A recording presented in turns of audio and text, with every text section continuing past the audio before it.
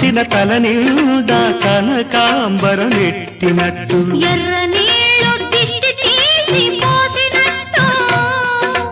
ఎర్ర నీళ్ళు దిష్టి తీసి పోసినట్టు కర్పూరం హారతి ఇచ్చినట్టు ఆకాశం ఎందుకో పచ్చబడ్డది ఆ నడుమ బొట్టేమో ఎర్రబడ్డది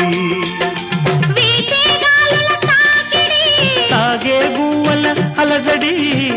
రమ్మని పిలిచే పైబడి